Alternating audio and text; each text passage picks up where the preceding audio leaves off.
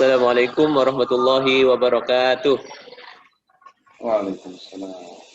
Yang kami hormati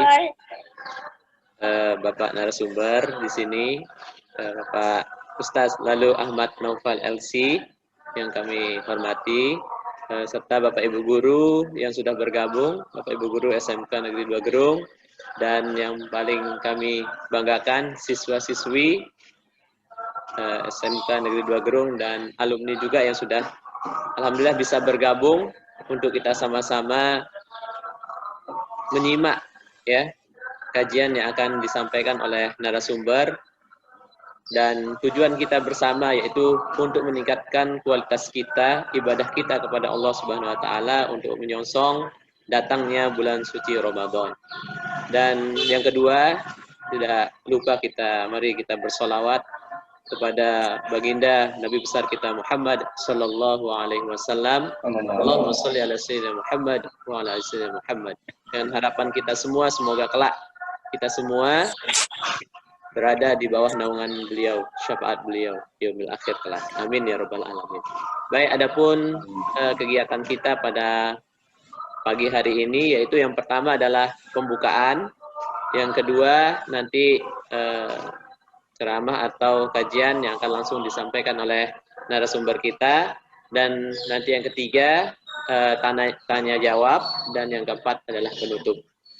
Baik, untuk memulai kegiatan kita pada pagi hari ini, insya Allah Tiang selaku moderator di sini akan membuka kegiatan ini dengan Tiang akan melantunkan ayat suci Al-Quran yang insya Allah ini berkenaan dengan bulan suci Ramadan.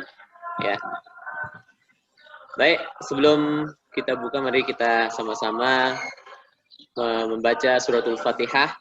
Kita niatkan semoga apa yang akan disampaikan nanti oleh narasumber bisa bermanfaat untuk kita semua, dengan harapan kita semoga kualitas ibadah kita kepada Allah Subhanahu wa taala dalam bulan suci Ramadan nanti bisa meningkat dari tahun yang sebelumnya.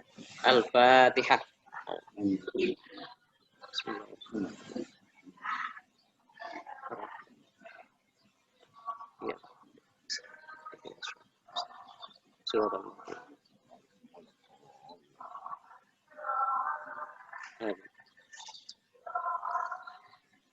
أعوذ بالله من الشيطان الرجيم. بسم الله الرحمن الرحيم. يا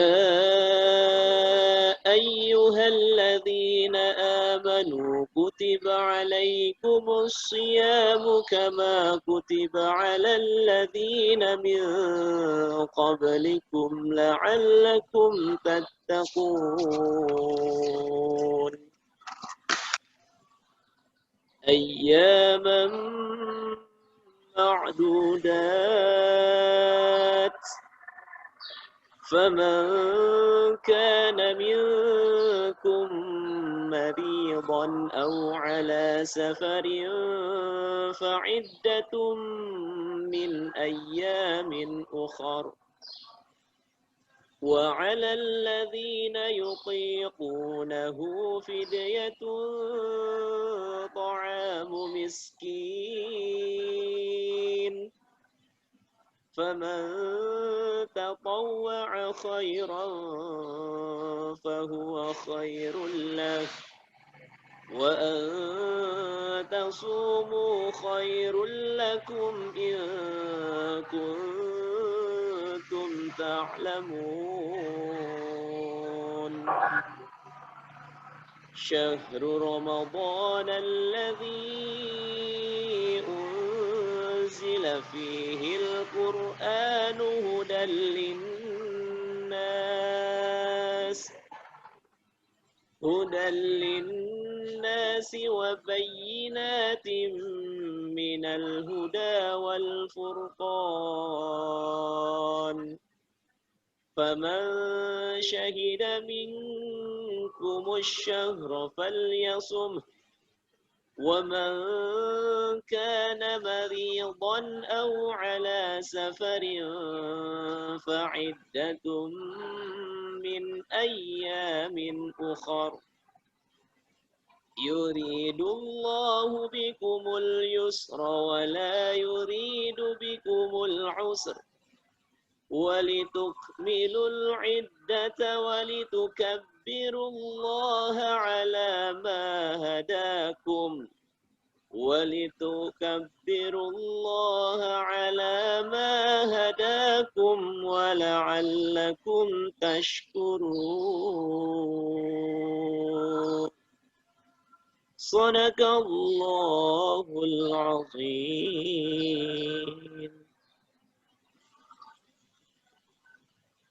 Benar Allah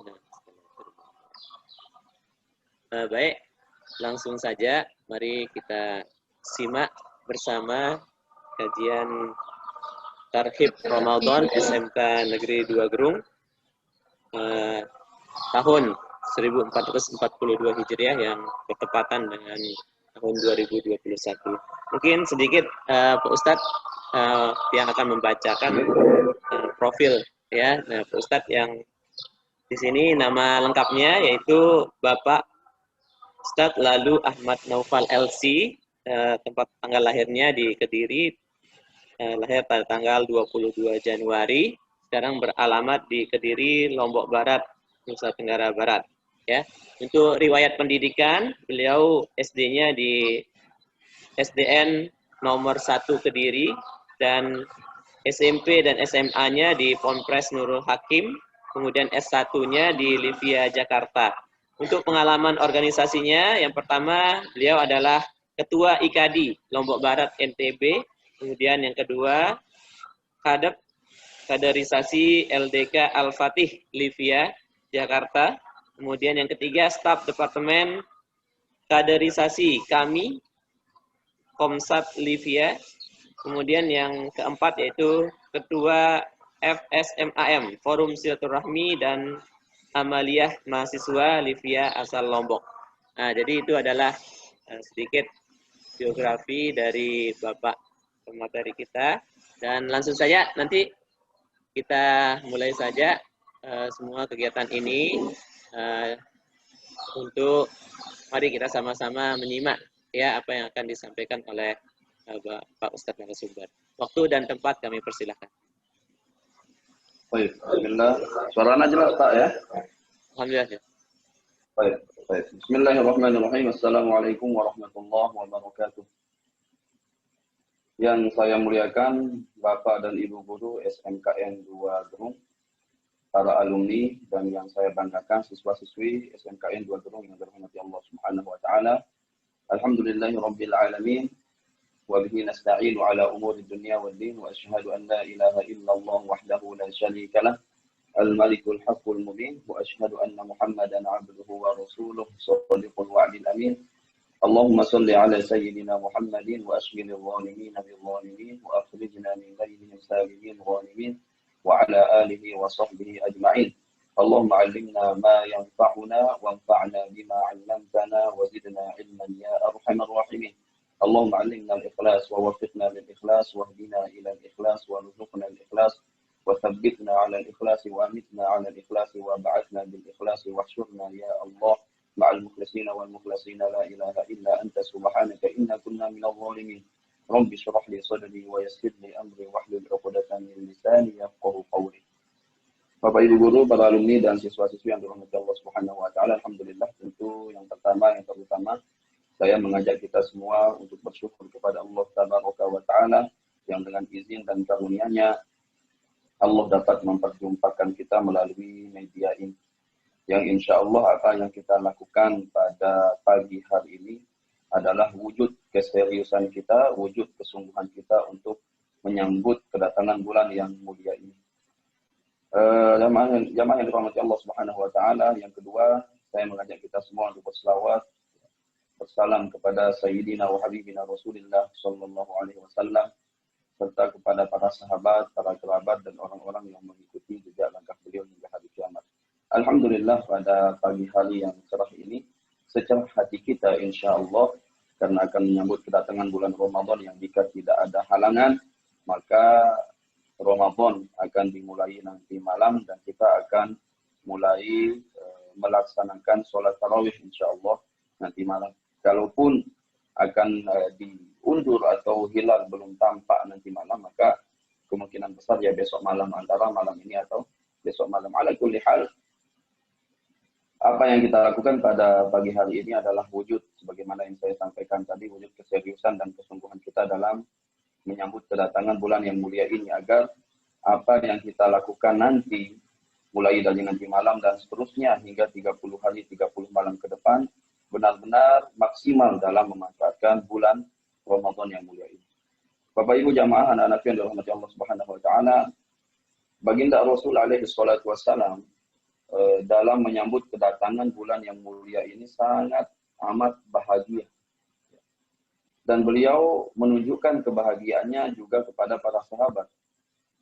Selain menunjukkan kebahagiaan, beliau mengucapkan selamat atas kedatangan bulan Ramadan, sekaligus untuk mengingatkan kita, mengingatkan para sahabat dan tentu kita selaku umat beliau alaihi salatu wassalam, untuk benar-benar memaksimalkan bulan yang mulia ini. Di dalam satu hadis, Rasul alaihi salatu wassalam menyampaikan, "Qad ja'akum Ramadan, qad ja'akum Ramadan, syahrun mubarak, fihi lailatun khairun min alfi. Qad ja'akum Ramadan, syahrun mubarak, iftatahallahu alaikum, iftaradallahu alaikum siyamahu, tuftahu fihi abwabul jannah, wa tughlaqu fihi abwabus syayatin, fihi lailatun khairun min alfi syahrin, faman hulima khairaha faqad hurim."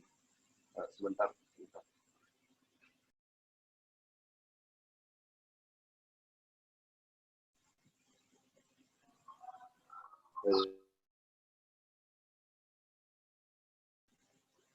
Maaf, baik.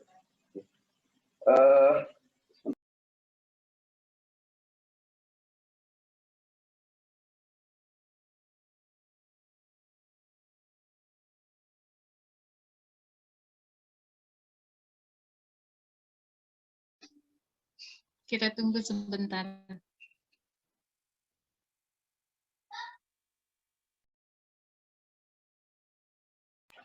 Baik, nah ini memang salah satu apa ya, kalau kajian via online dan di rumah kan banyak yang harus diselesaikan. Ada tulisan Rasul alaihi salatu wasallam menyampaikan di dalam satu hadisnya, "Qad ja'akum Ramadan syahrun mubarak."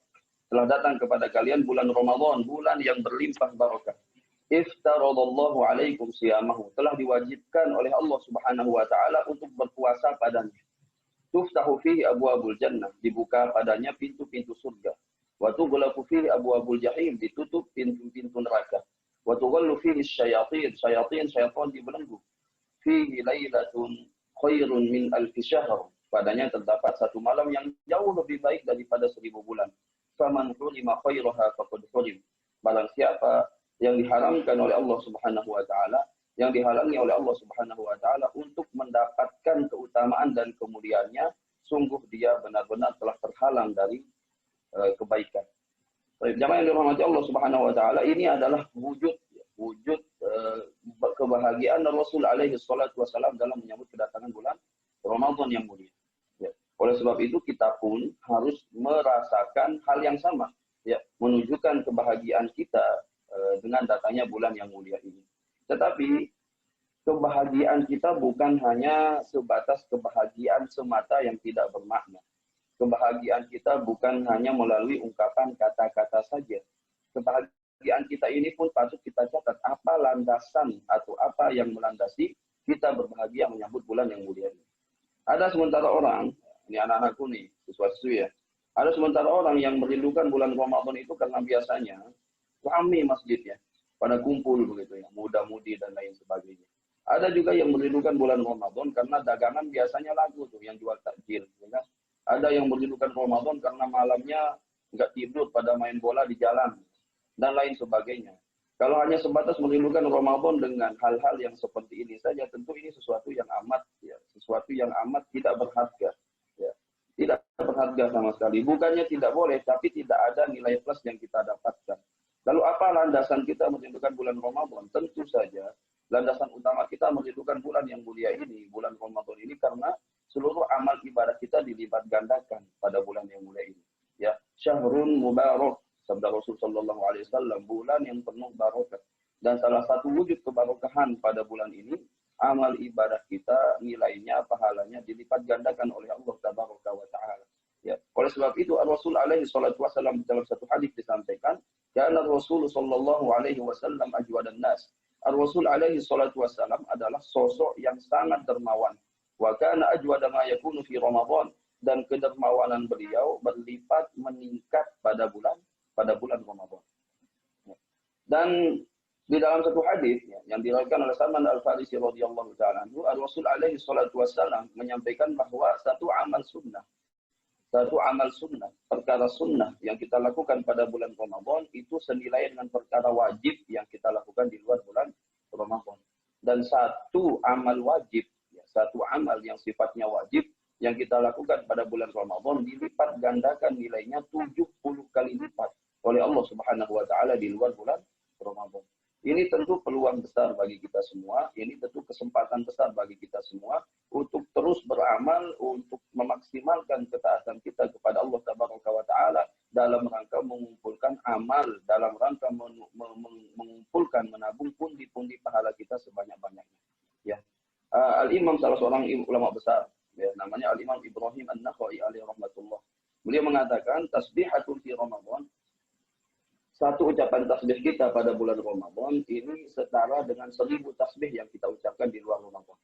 Ya, kita hanya mengucapkan subhanallah hanya sekali pada bulan Ramadan, itu setara dengan 1000 kali kita mengucapkan subhanallah di luar bulan Ramadan.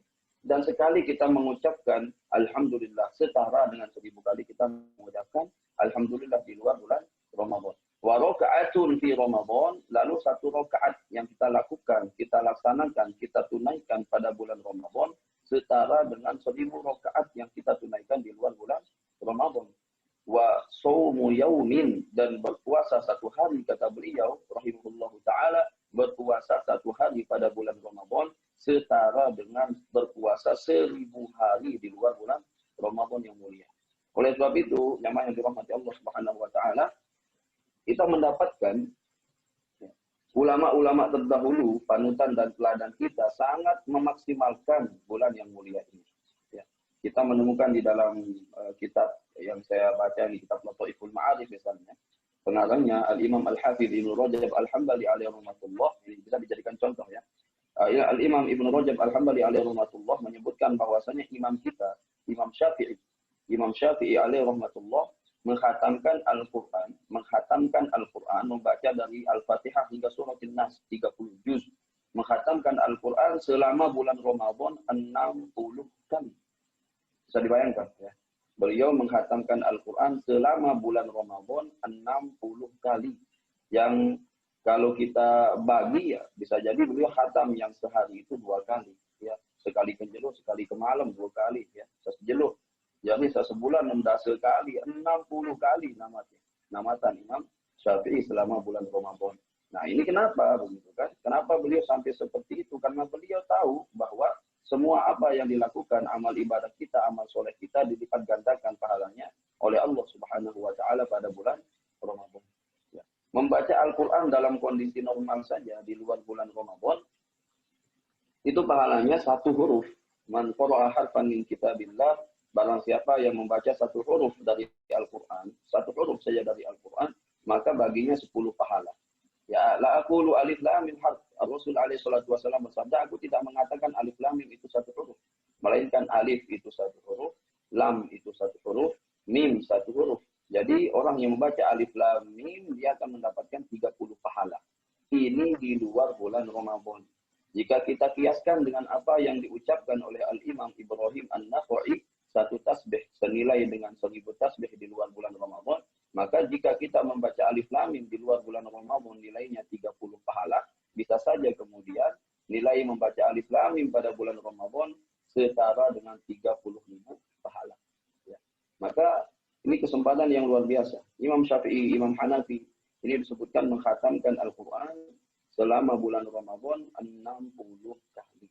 Ya, ini tentu sesuatu yang kalau dalam benak kita sesuatu yang mustahil. Kenapa? Karena kita bandingkan dengan diri kita. Nggak mungkin lah Ustaz. Ya, jangan dibandingkan dengan dirinya. Jangan menjadikan diri sebagai standar. Beda ya.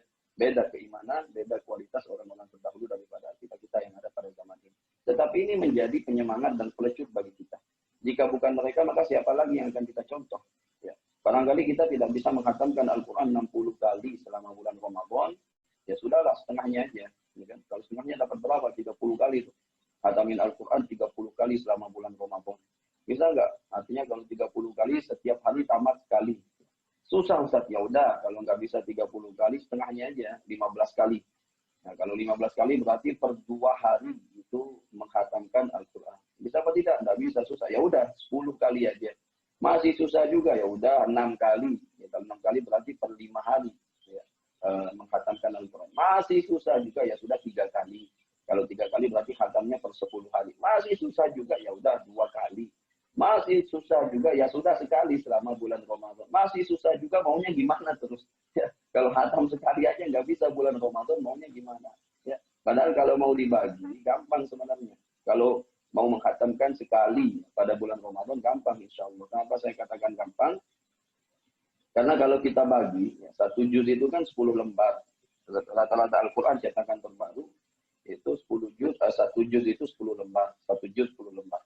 Nah, kita sholat sehari semalam 5 kali. Nah, kalau mau dibagi setiap kali selesai sholat, 2 lembar, 2 lembar, 2 lembar, artinya sehari semalam itu akan dapat 1 juz.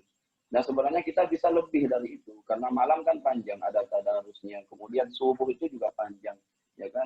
Ba'da tarawih bisa, bahkan waktu sahur juga bisa. Sebenarnya bisa, cuman kalau mau ngambil yang paling minimal bisa menghatamkan Al-Quran sekali selama 1 bulan itu. 1 juz dibaca 1 hari. Kalau dibagi 2 lembar, 5 kali, selesai. Ya. Ini kesempatan besar bagi kita semua untuk memanfaatkan ibadah kita. Ini pun, nah ini yang perlu saya sampaikan, ini pun kalau Allah Subhanahu wa Ta'ala menyampaikan usia kita sampai bulan Ramadan, ya walaupun nanti malam belum tentu juga. Ya. Walaupun nanti malam belum tentu juga. Saya sering menyampaikan peluang mati kita itu terbuka lebar. Mau tua, mau muda. Ini yang muda-muda nih, siswa-siswi. Ya. Jangan pikir akan lebih panjang usia kalian dari guru-guru kalian. Belum tentu. Ya. Tidak ada yang menjamin. Ya. Saya sering mengatakan janin saja, anak yang masih berupa janin, ya, di dalam rahim ibunya bisa dilahirkan dalam kondisi meninggal dunia. Alhamdulillah, bukan alhamdulillah ya. Saya beberapa kali mengikuti pemakaman dari anak yang baru dilahirkan, anak yang usia 2 tahun, yang usia 9 tahun, yang usia belasan tahun, sampai baluk-baluk, papuk-papuk yang usianya 125 tahun, saya pernah mengikuti pemakaman. Artinya apa? Mati itu ternyata tidak memandang usia. Terutama kalian, anak-anakku, biasanya yang sering apa ya, gorol, tertipu dengan usia itu anak-anak muda. Seolah-olah mereka akan berusia panjang saja. Ya, saya tidak doakan kalian yang berumur pendek, tidak. Cuma kita harus selalu siap sedia. Kita harus selalu waspada. Karena sesungguhnya kita sedang berlomba, kita sedang berpacu dengan malakul maut. Ya. Dan satu hal yang ingin saya sampaikan kepada anak-anakku, siswa-siswi SMKN 2 Gerung, ya, bahwa ketika kalian, kalau SMA, kalau SMK ini kan SMA ya, kalau SMA itu rata-rata sudah balik gitu. Ya, SMK itu rata-rata sudah balik. Ditandai dengan apa? Ditandai dengan perempuan haid, ya, menstruasi. Kalau laki-laki ditandai dengan bermimpi. Bahkan kalau SMA udah balik itu. Karena masuk usia 15 tahun udah balik, walaupun belum mimpi bagi laki-laki, bahkan perempuan kalau sudah masuk usia 15 tahun, maka dia sudah balik. Apa yang ingin saya sampaikan, anak-anakku, ya, begitu kalian balik, sekali lagi, begitu kalian balik, tanggung jawab kalian dengan orang tua kalian itu telah sama di hadapan Allah Subhanahu wa Ta'ala. Tanggung jawab kalian bahkan dengan papuk baluk kalian yang masih hidup itu telah sama di hadapan Allah Subhanahu wa Ta'ala. Apa maksudnya? Mulai malaikat ya, pencatat pencatat pahala, mulai mencatat pahala kalian dari amal soleh yang kalian lakukan. Demikian juga dosa-dosa kalian pun akan mulai dicatat oleh para malaikat. Maka jangan, kalau bahasa kitanya, bahasa kedirinya, dia pada ngampahan si umur begitu ya. Jadi pada ngempak. Ya. Walaupun umur saya masih muda, 15-16 tahun. Ya udah, itu artinya kalian sudah mulai bertanggung jawab di hadapan Allah Subhanahu wa Ta'ala. Ya. Maka kita menemukan, ya, kalau orang-orang yang usianya 15-16 tahun, kemudian meninggal dunia, dia sudah mulai ditanya oleh malaikat, ya, di kuburnya. Kemudian nanti dia akan mempertanggungjawabkan di hadapan Allah Subhanahu wa Ta'ala segala amal yang dia lakukan. Dan Masya Allah, ini usia sin, ya, usia kalian yang baru awal-awal nih. Ya, sesuatu yang kalau dimulai, jika dimulai dengan sesuatu yang baik, insya Allah kedepannya juga akan ikut baik. Karena di antara tanda baiknya suatu amal, di antara tanda diterimanya suatu amal akan diikuti dengan amal-amal yang baik. Apa yang ingin saya sampaikan, usia kalian baru-baru masuk usia balik, ya kan? Kalau dibandingkan dengan guru-guru kalian, ya, itu jauh. Cuman ini kalian rata-rata baru-baru memasuki usia-usia balik. Maka kalian harus isi usia balik kalian, awal-awal usia kalian ini dengan kebaikan-kebaikan sebanyak-banyaknya. Insya Allah nanti kemudian kebaikan-kebaikan inilah yang akan mengundang kebaikan-kebaikan yang lainnya. Ya. Jangan terpengaruh dengan suasana luar, dengan budaya luar yang belum tentu akan menyelamatkan kalian di hadapan Allah Subhanahu wa Ta'ala. Hati-hati, ya, hati-hati. Saya kadang bingung sendiri ya sama sebagian teman-teman ya yang muda ya. Kita juga masih muda insya Allah. Walaupun usia sudah lewat tapi semangat tetap muda insya Allah. Guru-guru kalian pun demikian ya.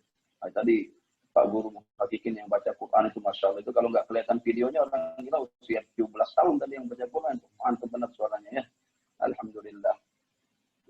Yang ingin saya sampaikan begini. Saya kadang heran dengan sebagian orang yang dia kagum dengan tokoh, kagum dengan idola, kagum dengan sosok-sosok tertentu. Kemudian di-subscribe lah, kemudian menjadi subscribernya, mengikuti setiap video konten yang dia buat. Padahal tidak ada input atau sesuatu keteladanan yang bisa dia contoh dari tokohnya ini. Yang ada dia hanya menghabiskan kuotanya saja, kan mending nonton pengajian, mending nonton ngaji Al-Quran dan lain sebagainya yang jelas mendatangkan kebaikan bagi diri kita. Bukan kemudian menghabiskan, ini anak-anakku tolong dipahami ya, ini orang tua nyari duit itu susah ya. Orang tua nyari duit itu susah. Ya, harus berjuang kiri kanan, ya, belum dimarah sama bosnya, belum di jalan hampir serepetan, dan lain sebagainya. Tetapi orang tua yang paling utama bagaimana bisa membiayai pendidikan kalian, bagaimana bisa memberikan kuota bagi kalian, bagaimana kalian bisa ya, makan, minum, memiliki pakaian yang layak, dan lain sebagainya. Ini perjuangan berat dari orang tua, maka jangan disia-siakan. Jangan disia-siakan setiap keringat yang menetes dari orang tua kalian untuk memberikan kuota bagi kalian. Manfaatkan kuota ini, diberikan, kalian manfaatkan untuk kebaikan. Insya Allah pahala tidak akan sampai kepada kalian saja, tetapi juga akan sampai kepada orang tua kalian. Inilah cara membalas budi, inilah cara membalas jasa mereka. Ya, jangan sampai terpengaruh dengan dunia luar. Ya, hati-hati. Dia muda kalian dan kita tentunya para guru yang dirahmati Allah Subhanahu wa Ta'ala, karena setiap kesempatan adalah kesempatan dari Allah Subhanahu wa Ta'ala untuk kita isi dengan kebaikan. Bulan Ramadan ini kesempatan besar bagi kita. Ya.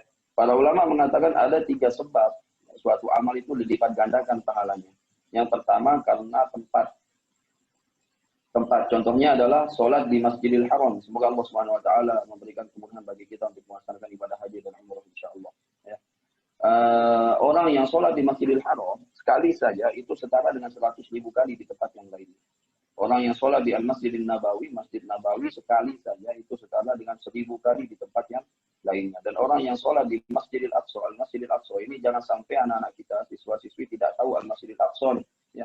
Apalagi guru nggak tahu kan, udah kasihan. Masjidil Aqsa itu masjid suci ketiga bagi kaum muslimin sesudah Al-Masjidil Haram dan Al-Masjidil Nabawi. Ya. Ala kulli hal kepada kamu kita bahas insyaallah. Al-Masjidil Aqsa sekali sholat di sana setara dengan 100 kali di tempat yang lainnya. Jadi tempat pun bisa mempengaruhi nilai dari suatu ibadah. Yang kedua adalah doa. Ya, doa pun mempengaruhi nilai suatu ibadah. Orang. Ya. Jadi, tadi pertama tempat, yang kedua adalah orang. Ya, pelakunya. Pelakunya pun bisa mempengaruhi nilai suatu ibadah. Contoh apa? Contoh doa kita dengan doa Nabi tentu berbeda. Doa kita dengan doa para waliullah tentu berbeda. Doa kita dengan doa para kiai, para tuan guru tentu berbeda. Karena mereka orang-orang yang dekat dengan Allah Subhanahu wa Ta'ala. Yang ketiga yang mempengaruhi nilai suatu amal, yang mempengaruhi pahala dari suatu amal adalah waktu. Jadi selain tempat, orang, dan waktu. Waktu ini contohnya apa? Bulan Ramadan nanti. Ya, bulan Ramadan nanti seluruh amal ibadah kita dilipat gandakan. Maka sekali lagi maksimalkan kesempatan tersebut untuk beribadah. Ya. Kita masih muda Ustaz. Sekali lagi saya ulangi, kita masih muda Ustaz. Yang jamin itu sampai tua siapa? Enggak ada. Ya. Sama saja peluang mati kita. Maka sekali lagi manfaatkan. Toh kehidupan kalian insya Allah ke depan mereka tergantung dari kesiapan dan kesungguhan kalian mempersiapkan kehidupan kalian sejak masa muda sekarang ini. Kalau kalian serius kemudian mengisi waktu-waktu untuk beribadah, waktu dekat dengan Allah Subhanahu wa Ta'ala, lebih-lebih di dalam satu hadis Rasul alaihi salatu wasallam menyampaikan Di antara 7 orang yang mendapat naungan Allah Subhanahu wa taala pada hari kiamat, ya, adalah seorang pemuda, syabun atau pemudi, remaja atau remaji yang nasya'a fi ibadatillah, dia tumbuh berkembang di bawah ketaatan kepada Allah Subhanahu wa taala. Ya, saya sering mengatakan bahwa surga itu bukan hanya hak orang tua saja. Ya, kenapa? Kadang kalau pengajian majelis taklim itu yang hadir banyak orang tua, anak mudanya nggak tahu pada kemana. Ya kan? Masuk surga itu bukan hanya hak orang tua, karena kita belum tentu hidup sampai tua juga. Ya. Surga itu adalah hak bagi orang yang berusaha. Surga itu adalah hak bagi orang yang betul-betul mengharap ridho Allah Subhanahu wa taala. Tidak tua, tidak muda. Maka kita temukan di dalam sejarah para sahabat dalam usia muda mereka telah mencapai prestasi yang luar biasa. Ini persiapan utama ya, biar kita sadar bahwa usia muda ini tidak menghalangi kita untuk bersungguh-sungguh kepada Allah Subhanahu wa taala. Ya. Bahkan ada yang mengatakan hidup slow mati berdisko. Nauzubillah, udah hidup slow mati berdisko.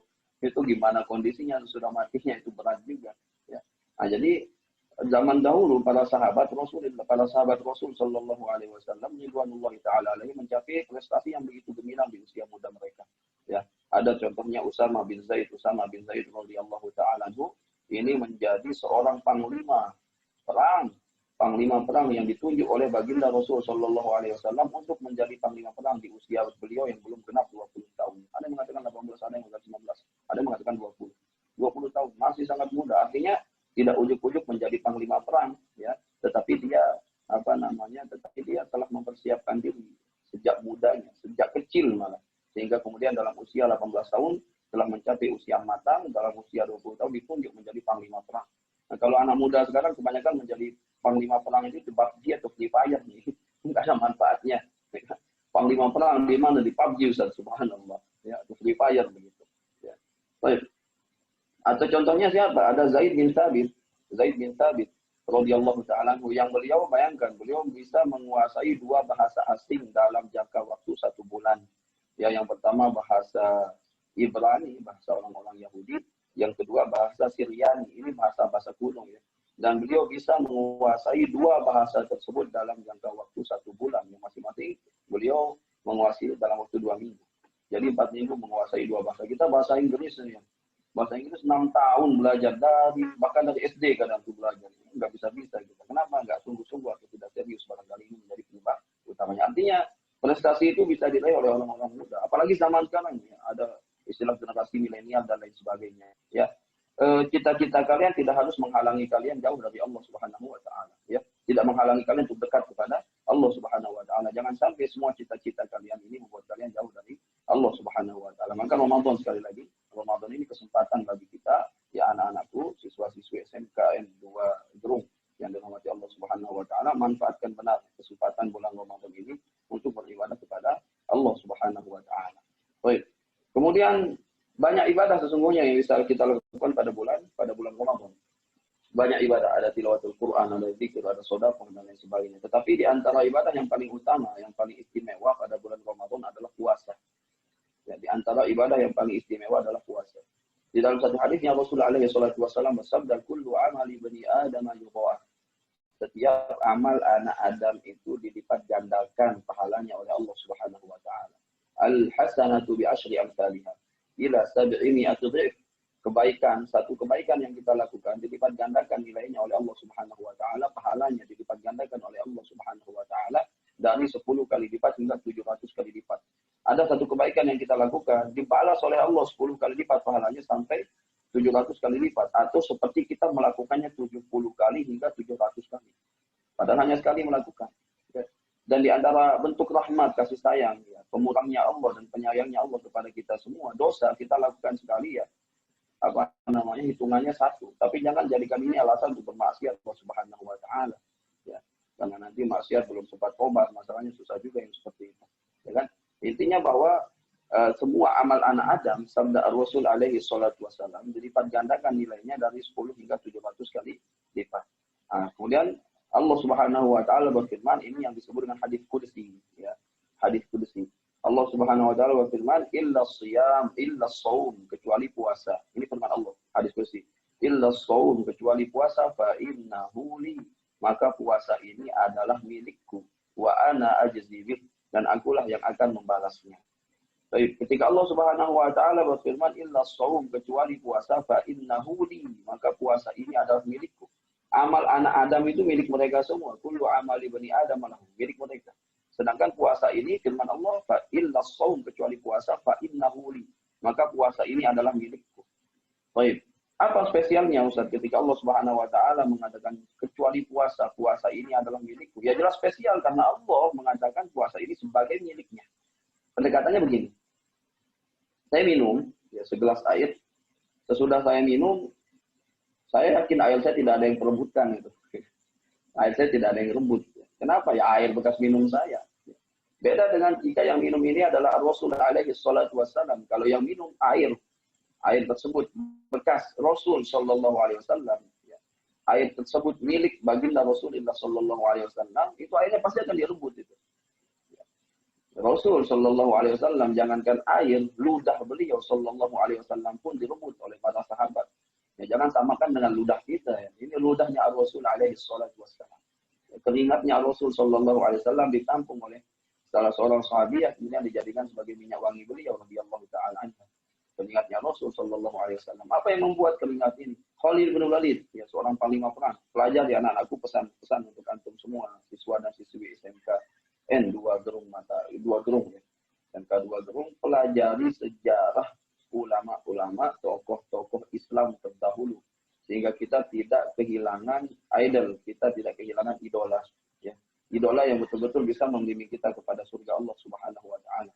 Ustaz kok ngomong surga dan neraka terus, sampai terusan salahin sehingga tidak ada lagi ya. Kita hidup ini membicarakan dua hal itu saja, kalau tidak surga neraka. Ya, jika tidak berujung kepada surga, maka kita akan berujung kepada neraka. Hanya itu saja anak-anakku, tolong dipahami ya. Ya kesudahan kita hanya di dua tempat itu. Ya, tidak melihat anak muda, tidak melihat orang tua, tidak melihat semua itu. Ya, kita selalu akan berujung kepada dua hal. Kalau tidak surga, pasti akan berujung kepada neraka Allah Subhanahu wa taala. Tergantung dari persiapan kita dan kesungguhan kita untuk mencari salah satu di antara keduanya. Hati-hati ya, apakah kita mencari surga Allah atau kita mencari neraka Allah Subhanahu wa taala. Ala kulli hal, Khalid bin Walid radhiyallahu taala pernah di dalam satu peperangan mengamuk luar biasa mengamuknya. Kenapa? Karena topinya lepas, topi perangnya lepas. Ya. Apa yang membuat Khalid bin Walid mengamuk begitu luar biasa di dalam peperangan tersebut? Tadi karena topinya lepas, yang ternyata di dalam topi perang beliau radhiyallahu taala ada sehelai rambut baginda Rasulullah sallallahu alaihi wasallam. Satu helai, setolang ini bahasa Korea Selatannya ya, setolang, sekek ya. Sehelai rambut Rasul sallallahu alaihi wasallam membuat Khalid bin Walid mengamuk. Kenapa ya? Ini rambut milik Rasulullah sallallahu alaihi wasallam. Jadi mulia. Ya. Pendekatan berikutnya begini ya. Barangkali kalian kemarin menyaksikan ya, laga Portugal dengan Swedia kalau tidak salah ya. Itu kan Cristiano Ronaldo karena golnya tidak diklaim sama wasit, marah, kemudian melepas ban kaptennya dan melempar ke lapangan. Ya. Itu ban kapten, ini kalau anak laki-laki paham ya. Kali saya informasinya nanti. Ban kapten itu hanya sedikit kain yang melekat di betek kalau bahasa kita ya. Sedikit kain yang melekat di di lengan Cristiano Ronaldo. Itu lalu yang haji itu 1.000-2.000 balik ya. Atau ya paling 100.000 ke yang mahal dikit begitu ya. Hanya kain, potongan kain, tulisannya kapten begitu ya tulisannya. Itu Ronaldo lempar, ternyata setelah diambil sama salah seorang yang ada di sana dilelang, tembus harganya 1 miliar. Coba. Itu hanya ban kapten, tembus harganya 1 miliar. 1 miliar beli cendol sih ketelak betising. 1 miliar. Ban kapten. Apa yang membuat ban kapten ini mahal? Ya milik Ronaldo. Kalau dijual di toko-toko dengan kualitas yang sama, dengan bahan yang sama, tidak mungkin 1 miliar. Paling 100-200 ribu, 1 juta lah yang paling mahal. Ini sampai 1 miliar, 1.000 juta. Itu ban kapten. Kemudian ada lagi jaket milik Michael Jackson. Coba nanti cari informasinya. Michael Jackson pernah pakai jaket yang diproduksi tahun ini. Dia pakai tahun 1980 jaketnya. Dan diproduksi tentu pada tahun yang sama. 40 tahun yang lalu. Jaket warna merah. Ya. Kemudian jaket ini dilelang. Tahu harganya berapa? Dilelang dan laku dengan harga 1,8 juta dolar. Ini bukan 1,8 juta rupiah. 1,8 juta dolar. Yang kalau kita konversi ke rupiah dengan nilai $1 14.000, maka akan menjadi 25,2 miliar rupiah. 25,2 miliar rupiah. Saya sering bercanda tuh, kalau beli bakso 25 miliar buat danau bakso kita yang kita berenang di kuah bakso itu. 25 miliar. Jaket yang diproduksi 40 tahun yang lalu. Pertanyaannya apa yang buat jaket ini mahal? Yang buat jaket mahal ini karena ada onos usang Michael Jackson itu. Ya, ada bekas keleleknya Michael Jackson, itu yang buat mahal. Kenapa? Milik Michael Jackson. Ya, kalau kemudian ada jaket dengan kualitas yang sama, bahkan bisa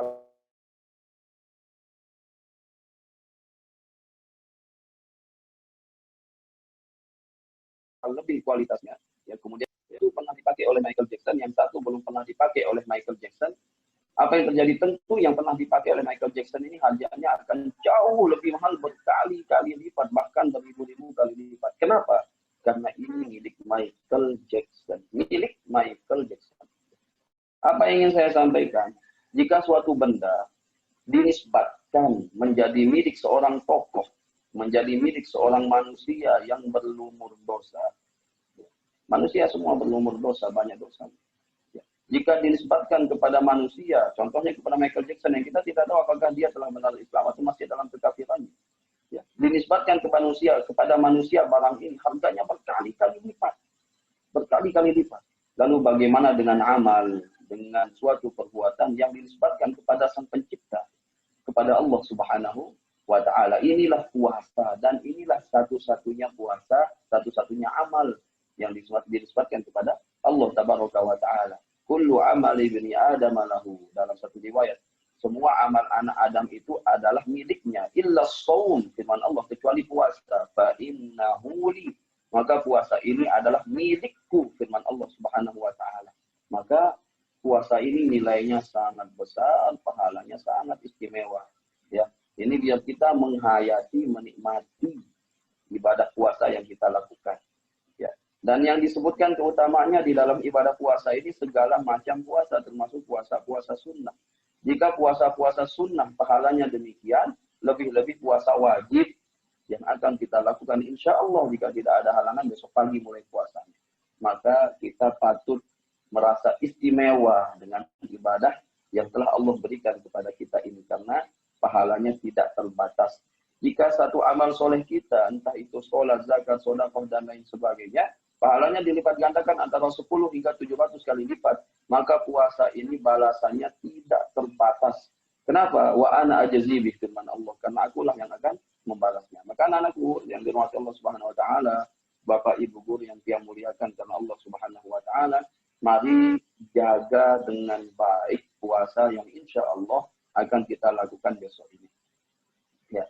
Bukan hanya menjaga puasa kita dari hal-hal yang membatalkannya. Tolong saya kalau diingatkan ya kalau sudah habis waktunya. Kadang ngomong terus lupa waktu. Baik. Bukan hanya tentang menjaga puasa kita dari hal-hal yang membatalkan secara amal saja, secara zahir. Yang menjaga dari makan, minum, ya, atau hal-hal yang membatalkan puasa ya, secara zahir. Tetapi juga menjaga menjaga puasa kita dari hal-hal yang membatalkan pahalanya. Menjaga puasa kita dari hal-hal yang membatalkan pahalanya. Ini yang jauh lebih penting sesungguhnya. Ya kan? Kalau hanya menjaga dari hal-hal yang membatalkan dari makan dan minum, insya Allah kita sudah terbiasa melakukan itu. Biiznillah. Ya. Terbiasa yang terbiasa. Yang tidak terbiasa akan terbiasa insya Allah nanti pada bulan Ramadan. Tetapi yang tidak kalah penting sesungguhnya menjaga puasa kita dari hal-hal yang membatalkan pahalanya. Ar-Rasul alaihi salatu wassalam bersabda di dalam satu hadis, "Rubba sha'imin hazzuhu min siyamil juh' wal 'atash." Banyak, sabda Rasul alaihi salatu wassalam, banyak orang yang berpuasa tidak mendapatkan pahala apapun dari puasanya kecuali lapar dan haus. Banyak orang yang berpuasa tidak mendapatkan apapun dari puasanya kecuali lapar dan haus. Lelah sebenarnya waktu lapar, waktu bedak, dalam mau apa-apa. Ya kan? Kita sudah menahan lapar, kita sudah menahan haus. Ternyata di hadapan Allah tidak ada apa-apa yang kita dapatkan, tidak ada pahala yang kita dapatkan. Warubba qaimin, banyak orang yang qiyam. Ini anak-anakku perhatikan. Ya. Rubba qaimin, banyak orang yang qiyam, sholat tarawih, sholat malam, tapi tidak mendapatkan apapun kecuali hanya lelah dan berjaga saja. Ya. Lelah, qiyam dia semalam suntuk menahan kantuk di belakang imam, tetapi ternyata dia tidak mendapatkan apapun di sisi Allah Subhanahu wa taala. Kenapa? Karena secara zahir, secara nyata, secara jelas pahalanya, puasanya ya masih terjaga, tidak batal, akan tetapi pahalanya tidak sampai kepada dirinya. Kenapa? Hilang. Kenapa? Hangus. Kenapa? Batal pahala puasanya. Maka mari mewaspadai hal-hal yang bisa membatalkan pahala puasa kita. Dan di antara hal yang paling berpotensi, paling berpeluang besar membatalkan pahala puasa kita adalah lidah. Ya, adalah lisan. Ya, lisan. Rasul Shallallahu Alaihi Wasallam bersabda, "Laisa siyamu minal akli wasyurbi." Puasa itu tidak hanya menahan diri dari makan dan minum. Wa innama siyamu minal lagwi warwafati. Akan tetapi puasa itu menahan diri, akan tetapi puasa itu juga tentang menahan lisan, tentang menahan lidah dari berkata yang tidak baik, lagaw yang tidak bermanfaat, warwafati dan berkata-kata jorok, berkata-kata porno, berkata-kata bela. Ini bahasa kita. Ya. Jadi puasa itu bukan hanya haus dan lapar saja, tidak. Tetapi juga menahan lidah kita dari berkata-kata yang tidak bermanfaat dan berkata-kata porno. Kan sebenarnya kata-kata tidak bermanfaat, kata-kata porno itu bagian dari kata-kata tidak bermanfaat, tetapi dikhususkan rofat, jangan berkata-kata porno. Apa ini yang sering terjadi, terutama kaum laki-laki. Ya, kaum laki-laki yang begini, bukan siswanya saja, barangkali gurunya juga demikian. Ya, tapi bukan guru-guru di SMK, insya Allah. Ya. Kebanyakan laki-laki begitu. Sudah saya katakan kebanyakan lah dosa nanti. Laki-laki ya, kadang suka ngomongin yang porno-porno. Yang belang kalau bahasa kita. Inilah yang secara tidak langsung bisa menghanguskan, membatalkan pahala puasa kita. Ya. Rasulullah SAW bersabda, "Wa idza kana fi yaumi shaumi ahadikum fala yarfuth wa la yaskhab." Apabila salah seorang di antara kalian sedang berpuasa, fala yarfuth, jangan berkata-kata jorok, jangan berkata-kata porno. Rasul sebutkan lagi. Ya. Dan semua ahli hadis ya, mensyarah hadis kata fala yarfuth ini semua sepakat, maknanya apa? Berkata-kata porno, berkata-kata belang kalau bahasa kita tadi enggak boleh. Ya. Saya tidak berkata-kata, Ustaz, cuma mendengar saja cerita orang, sama. Saya tidak berkata-kata atau tidak mendengar, Ustaz, cuma membaca saja, ya sama. Ya. Atau mengirim via WhatsApp cerita-cerita yang berbau pornografi, sama, tidak boleh. Ya. Nah, jika mendengar, membaca, mengucapkan saja tidak boleh, apalagi menonton. Nih, lihat ini. Ya. Apalagi menonton. Na'udzubillah, itu seperti itu tidak boleh. Ya. Al-Imam An-Nawawi alaihi rahmatullah, sehingga saya di kitab At-Tibyan, beliau berkata, dua mata yang memandang kalamillah, yang memandang ayat-ayat suci, yang memandang kalam Allah Subhanahu wa taala tidak layak untuk memandang hal-hal yang diharamkan oleh Allah Subhanahu wa taala. Ya, bagaimana mungkin kita menggunakan sesuatu kita untuk ketaatan lalu kita sandingkan dengan kemaksiatan. Ya. Kalau begitu saya maksiat saja, enggak usah nantang-nantang, neraka Allah itu panas. Ya. Jadi jamaah yang dirahmati Allah Subhanahu wa taala, ini ya, hal yang paling berpotensi membatalkan pahala puasa kita adalah lisan, adalah lidah kita. Di dalam hadis, ya, di dalam satu hadis yang ada di dalam kitab Musnad, ya, Musnad Imam Ahmad, ya, rahimahullahu taala rahmatan wasi'ah, ada dua orang wanita di zaman baginda Rasulullah Shallallahu Alaihi Wasallam yang sedang berpuasa dan keduanya hampir mati karena kehausan. Ya. Ada dua orang wanita di zaman Rasul Shallallahu Alaihi Wasallam yang sedang berpuasa dan hampir mati karena kehausan. Lalu kedua wanita ini dilaporkan kepada baginda Rasulullah Shallallahu Alaihi Wasallam. Awalnya Rasul Shallallahu Alaihi Wasallam tidak mengindahkan ya, apa yang disampaikan kepada beliau tentang dua wanita yang hampir mati kehausan ini. Lalu akhirnya Rasul Shallallahu Alaihi Wasallam meminta kedua wanita ini untuk menghadap kepada dirinya. Ketika telah berada di hadapannya, Rasul Alaihi Wasallam meminta keduanya untuk muntah. Muntahlah wanita yang pertama sehingga terisi setengah dari wadah yang disiapkan menampung muntahnya. Muntahlah wanita kedua hingga penuh muntahnya. Pertanyaannya apa yang dimuntahkan? Bahkan adalah nanah, darah, dan daging mentah yang busuk. Nanah, darah, dan daging mentah yang busuk. Maka Rasul alaihi salatu wasallam bersabda, innahuma shawmata amma ahallallahu lahuma.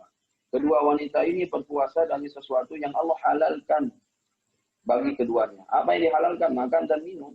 Dan memang keduanya sedang berpuasa dari makan dan minum. Wa aftarata, akan tetapi keduanya membatalkan puasanya. Apakah puasanya batal? Tidak. Dia sedang berpuasa, bahkan hampir mati karena kehausan. Lalu apa maksud Rasul ketika keduanya membatalkan puasanya? Yang batal di sini adalah pahala puasanya. Pahalanya.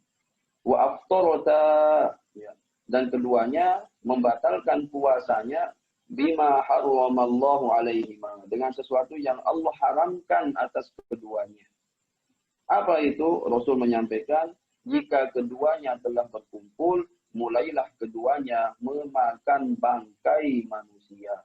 Apa yang dimaksudkan dengan memakan bangkai manusia? Yang dimaksudkan dengan memakan bangkai manusia adalah ghibah. Ghibah, membicarakan orang lain. Ya, iur batur bahasa kita. Ya, suka membicarakan orang lain, keburukan orang lain. Ya, nah, secara khusus saya sampaikan kepada murid-murid SMK 2, ya, jika membicarakan orang yang setara dengan kita saja itu haram hukumnya, apalagi membicarakan guru-guru kalian. Ya. Ini saya sampaikan di mana-mana sekolah nih. Ya. Salah satu penghalang terbesar para murid saat ini untuk mendapatkan ilmu adalah apa? Karena tidak beradabnya kepada guru. Tolong ya. Beradab itu bukan hanya hak santri saja. Ya. Beradab itu juga hak kalian yang ada di SMK, di sekolah umum, di SMA, dimanapun semua. Ya, berhak untuk mengabdi, untuk berbakti, untuk memuliakan gurunya. Selain itu hak mereka, itu juga menjadi kewajiban mereka. Kewajiban mereka untuk berbakti, mengabdi, dan memuliakan guru-gurunya. Anak-anakku tolong diperhatikan. Hal yang paling membuat ilmu tidak bisa masuk kepada siswa karena tidak beradabnya kepada guru. Ya, tolong diperhatikan. Nah, kenapa orang-orang ini kemudian bisa batal pahalanya pada bulan Ramadan? Tidak beradab dia kepada Allah Tabaraka wa Ta'ala. Ya. Tidak beradab dia kepada bulan Ramadan yang harus dia muliakan dengan ketaatan, justru dia melakukan kemaksiatan. Tidak beradab kepada Allah Subhanahu wa Ta'ala yang memerintahkannya untuk taat pada bulan Ramadan, ya ternyata dia melakukan maksiat kepada Allah Tabaraka wa Ta'ala. Maka nih, ya, jangan sampai kita gunakan lidah kita untuk hal-hal yang tidak bermanfaat. Ya, termasuk juga berkata-kata, bukan hanya berkata-kata jorok, berkata-kata porno saja. Nyempate masih ditangguh. Ya, jika nyempate, berkata kasar, ya, berkata kotor, kemudian berkata jorok, ini adalah sesuatu yang sesungguhnya dilarang di luar bulan Ramadan, diharamkan. Maka semakin keras pelarangannya, semakin keras pengharamannya ketika memasuki bulan Ramadan yang mulia. Maka tolong jangan dilakukan. Karena apa? Lelah telaun di dunia ini dalam mau apa wah lelah di akhirat tamu neraka, dalam batin tirup jangan. Ya kan? Coba di dunia ini kita taat beribadah seperti ini, ternyata karena kita tidak memulaah, tidak menjaga adab-adab kita dalam beribadah kepada Allah Subhanahu wa Ta'ala, ternyata semuanya sia-sia saja. Ya. Maka jangan capek puasa, hanya menahan lapar dan haus saja, kemudian tidak mendapatkan apa-apa di sisi Allah Subhanahu wa Ta'ala. Jaga lisan kita, jaga mata kita. Ya. Inilah nilai puasa sesungguhnya. Puasa ini, jamaah yang dirahmati Allah Subhanahu wa Ta'ala, kan tujuan utamanya apa? La'allakum tattaqun. Ya ayyuhalladzina amanu kutiba alaikumus shiyamu kama kutiba 'alal ladzina min qablikum la'allakum tattaqun. Tujuan utama berpuasa ini adalah bertakwa. Ya. Dan rukun utama, ya, hal yang paling utama, hal yang paling mendasar di dalam ketakwaan kita kepada Allah Subhanahu wa Ta'ala adalah muraqabatullah. Apa artinya muraqabatullah? Senantiasa merasa diawasi oleh Allah Subhanahu wa Ta'ala. Contohnya puasa ini, puasa melatih kita, melatih merasakan keberadaan Allah Subhanahu wa Ta'ala. Ya. Kenapa saya katakan demikian? Puasa ini kan nggak ada yang tahu kecuali diri kita sendiri dengan Allah Subhanahu wa Ta'ala. Bisa saja seseorang mengatakan dirinya puasa, padahal di rumahnya baru makan. Siang sudah kelaparan, jam 12 sudah lapar, jam 2 sudah lapar. Akhirnya dia makan sampai kenyang. Kemudian begitu akan keluar rumah, mulutnya dilap dulu tuh biar nggak kelihatan minyaknya, ya kan? Dilap mulutnya. Begitu begitu jumpa dengan teman-temannya, dia seolah-olah paling lapar. Padahal baru kenyang. Cuma menunjukkan paling lemas, paling lapar. Bisa saja ketika buka bareng, dia paling gatal untuk menceritakan, paling semangat berbuka. Ya, misalnya paling lapar menceritakan, padahal dia batal puasa. Ya, bisa tidak terjadi seperti itu? Bisa saja. Apakah orang bisa mengetahui batal puasanya apa tidak? Bisa saja tidak ada orang yang tahu kalau tidak ada yang menyaksikan. Tetapi apa? Kita yakin bahwa Allah Subhanahu wa Ta'ala menyaksikan apa yang kita lakukan. Inilah nilai ketakwaan sesungguhnya. Ya. Termasuk, na'udzubillah, mohon maaf nih, ada kemaksiatan yang kita lakukan di dalam kesendirian kita. Ini kan puasa itu seperti itu. Ya. Kemaksiatan yang kita lakukan di dalam kesendirian kita. Tidak ada orang teman kita, tidak ada orang di rumah. Kemudian, misalnya contoh pendekatan ini. Dia kemudian, mohon maaf, menonton konten-konten pornografi. Menonton porno aksi di HP-nya. Ya. Dengan keyakinan tidak ada orang yang tahu. Salah. Memang manusia tidak ada yang tahu, tapi Tuhannya manusia mengetahui seluruh apa yang kita lakukan. Ya. Dan sayangnya semua itu akan kita bertanggungjawabkan di hadapan Allah Subhanahu wa Ta'ala. Beratnya di sana sebenarnya. Bukan hanya maksiatnya saja yang berat, tetapi apa? Pertanggungjawaban kita kepada Allah Subhanahu wa Ta'ala. Ini yang tidak kalah berat. Pertanggungjawaban kita kepada Allah Subhanahu wa Ta'ala. Maka tidak ada tempat bermaksiat yang aman sesungguhnya. Dimanapun itu. Bahkan di dalam kamar paling pribadi kita pun kita tidak aman bermaksiat kepada Allah Subhanahu wa Ta'ala. Makanya banyak yang mengatakan kalau mau aman bermaksiat kepada Allah penuhi dua syarat. Nah, kalau sudah ketemu dua syarat, kalau bisa dipenuhi dua syarat ini maksiat sudah aman. Apa itu? Yang pertama, cari Tuhan selain Allah Subhanahu wa Ta'ala. Yang kedua, cari bumi selain bumi milik Allah Subhanahu wa Ta'ala. Sayangnya dua hal tersebut tidak ada. Tidak ada Tuhan selain Allah. Inilah makna la ilaha illallah. Tidak ada Tuhan selain Allah. Dan bumi milik Allah Subhanahu wa Ta'ala. Oleh sebab itu tidak ada tempat yang aman sesungguhnya bermaksiat kepada Allah Subhanahu wa Ta'ala. Dan ini nilai utama dari puasa, mengajarkan kita bertakwa. Karena takwa itu dua intinya, melaksanakan perintah Allah dan menjauhi segala larangannya. Ini inti dari ketakwaan. Ya. Kalau kita taat sedang bersama teman-teman itu biasa itu, ya, tidak ada sesuatu yang spesial. Kenapa? Karena tidak mungkinlah kita bermaksiat di hadapan teman. Kenapa? Karena Allah Subhanahu wa Ta'ala telah membekali semua manusia dengan fitrah yang namanya malu, rasa malu. Ya. Sehingga dia tidak akan bermaksiat di hadapan orang lain. Ya. Maka jika ada orang yang bermaksiat di hadapan orang lain dan dia merasa biasa-biasa saja, merasa tidak berdosa, sesungguhnya dia patut waspada terhadap dirinya sendiri. Khawatirnya rasa malunya telah dicabut oleh Allah Subhanahu wa Ta'ala. Dan jika rasa malu telah dicabut oleh Allah Subhanahu wa Ta'ala, maka seseorang telah berada dalam kondisi paling buruk dalam hidupnya. Na'udzubillah, cuma na'udzubillah. Ya. Maka ketakwaan kita, anak-anakku yang dirahmati Allah Subhanahu wa Ta'ala, ketakwaan kita sesungguhnya benar-benar diuji oleh Allah Subhanahu wa Ta'ala ketika kita berada di dalam kesendirian kita. Sebagaimana puasa yang kita lakukan, tidak ada yang benar-benar tahu apakah kita menjalankan puasa atau tidak. Ya. 5 menit lagi. Baik. Ya, tidak ada yang mengetahui puasa kita kecuali diri kita dan Allah Subhanahu wa Ta'ala. Yang berikutnya, Rasul sallallahu alaihi wasallam bersabda, "Fala yaskhab." Apa artinya yaskhab ini? Raf'ul kalam bi raf'us sauti bi ta'fihil kalam. Bersuara, berbicara dengan keras, ya, pembicaraan yang tidak ada manfaatnya. Ya. Kenapa tidak boleh berbicara dengan keras yang tidak ada manfaatnya? Contohnya apa? Kalau mau pada kumpul kejebatun, penengkakak, senenangan, beri-beri. Nah, ini terlarang di bulan puasa yang seperti ini. Kenapa? Karena bulan Ramadan ini tentang ketawaduan, tentang kekhusyuan, tentang ketenangan. Ini yang ada pada bulan Ramadan. Jangan sampai apa yang kita lakukan, pertama, membuat suasana Ramadan tidak kondusif. Yang kedua, membuat orang lain tidak kondusif dalam beribadah kepada Allah Subhanahu wa Ta'ala. Ya. Jika mengangkat atau mengeraskan suara, berbicara dengan suara kerasanya terlarang pada bulan Ramadan. Perhatikan anak-anakku, yang cowok terutama nih. Apalagi membunyikan petasan. Nah nih, ya. Membunyikan petasan, jangan sampai nih. Kadang mohon maaf, membunyikan petasan nih kezolimannya ke sana kemari itu. Jangan sampai kalian pernah menganggap kecil suatu kezoliman anak. Jangan sampai menganggap kezoliman apapun itu menjadi barang yang kita boleh. Kadang main petasan, yang pertama kezolimannya di mana dia membakar-bakar uang dan manfaat.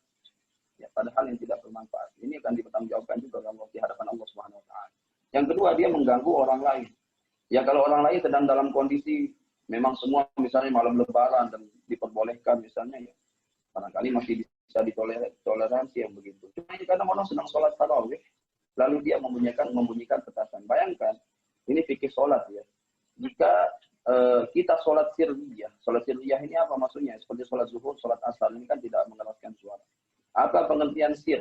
Sir itu pengertiannya an yusmi anafsahu wala ghairahu. Suaranya hanya terdengar oleh dirinya dan tidak boleh terdengar oleh orang yang ada di sampingnya. Maka kalau sholat zuhur, sholat asar, jangan sampai suara kita besar kemudian mengganggu kekhusyuan orang lain. Kullun yunaji rabbahu, sabda Rasul sallallahu alaihi wasallam. Masing-masing orang sedang bermunajat kepada Tuhannya, maka jangan dengan alasan kita ingin khusyuk lalu mengangkat suara kita justru mengganggu kekhusyuan orang lain. Ya. Jika hal ini saja terlarang, dia sedang beribadah, dia sedang sholat. Ya. Cuma karena orang di sebelahnya sedang sholat, dia dilarang untuk mengeraskan suaranya. Padahal sama-sama sholat. Jika mengeraskan suara, bukan mengeraskan dengan teriak-teriak lagi, bukan. Cukup keras suaranya, tidak sampai teriak. Ya. Ini saja terlarang di dalam sholat, apalagi sampai membunyikan petasan yang mengganggu kekhusyuan sholat orang lain. Saya sering mengatakan, jika seseorang ingin rusak sendiri, jangan mengajak orang lain. Ya.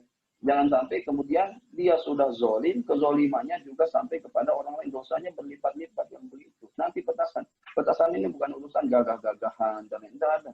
Ya, ini semua urusan pertanggungjawaban kita kepada Allah Subhanahu wa Ta'ala. Ingat, siswa-siswi SMK di seusia sepantaran SMA. Ini artinya sudah balik semua dan dia akan bertanggung jawab, telah mulai bertanggung jawab di hadapan Allah Subhanahu wa Ta'ala. Jangan mau sekali, jangan mau dibodohi dengan hal yang buat kita masih bebas, kita masih bisa berbuat ini dan itu. Enggak. Jangan anak-anakku, kenapa? Semua akan kita bertanggung jawabkan di hadapan Allah Subhanahu wa Ta'ala. Yang paling akhir, sebagai penutup, yang paling akhir, ada beberapa hal yang perlu kita rubah selama bulan Ramadan. Barangkali ini juga bisa bermanfaat bagi Bapak dan Ibu guru. Ya. Yang pertama ketika berbuka puasa. Ya, berbuka puasa biasanya ya, ibu-ibu kadang, saya tidak katakan biasa, kadang-kadang ibu-ibu ketika azan maghrib masih sibuk di dapur, masih mempersiapkan makanan berbuka puasa. Padahal ketika berbuka puasa itu adalah waktu yang sangat mustajab untuk berdoa kepada Allah Subhanahu wa Ta'ala.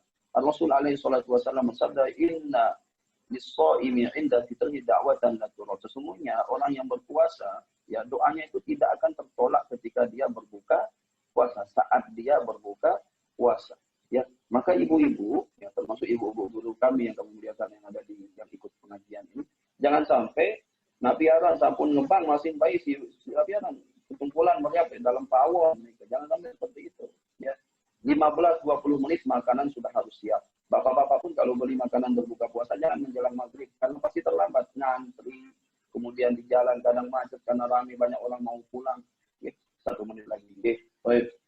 Apa? Maka siapkan makanan 15-20 menit sebelum berbuka puasa. Lalu nanti kepala keluarga dan keluarga kumpul di ruang keluarga sama-sama berdoa kepada Allah Subhanahu wa Ta'ala. Ya. Nah, insya Allah ini banyak hal sebenarnya tentang bulan Ramadan, tapi karena keterbatasan waktu, insya Allah semoga Allah Tabaraka wa Ta'ala esok lusa akan mempertemukan kita kembali. Dan semoga Allah Subhanahu wa Ta'ala menyampaikan usia kita, ya. Masih nanti malam ini, nanti malam pun itu nanti ini belum tentu kita temukan juga, belum tentu kita rasakan, ya. Maka semoga Allah Subhanahu wa Ta'ala menyampaikan usia kita hingga bulan Ramadan, dan bukan hanya menyampaikan usia kita, tetapi juga menguatkan kita untuk beribadah selama bulan Ramadan. Barakallahu fikum wa lakum wa jazakumullahu khairan katsiran. Mohon maaf atas segala kekurangan. Assalamualaikum warahmatullahi wabarakatuh. Saya kembalikan ke moderator. Waalaikumsalam warahmatullahi wabarakatuh, ya. Nah, jadi itu adalah pemaparan yang disampaikan oleh Pak Ustaz. Jadi bisa kita tangkap bahwa Ramadan ini ada dua sebenarnya, ya. Kita melaksanakan Ramadan itu yang batal puasanya atau pahala puasanya yang batal, seperti itu. Dan semoga kita mendapatkan kemuliaan di bulan suci Ramadan ini, ya. Bukan hanya kita mendapatkan haus dan dahaga saja, tetapi kita berusaha agar di bulan suci Ramadan ini kita mendapatkan pahala yang begitu besarnya di hadapan Allah Subhanahu wa Ta'ala. Baik, untuk sesi selanjutnya atau bagian selanjutnya yaitu sesi tanya jawab. Silakan untuk peserta yang sedang online bisa bertanya langsung kepada narasumber. Mungkin kita buka 3 penanya dulu. Silakan.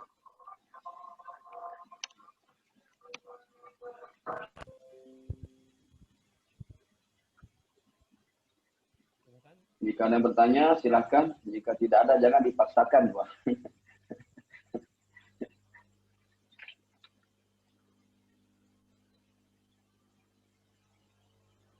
Silakan untuk peserta yang mau bertanya kepada Pak Ustadz, bisa langsung menyalakan mic-nya dan videonya.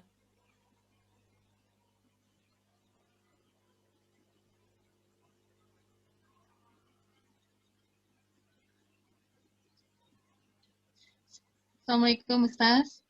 Oh, ya, silakan. Waalaikumsalam warahmatullahi wabarakatuh. Yes.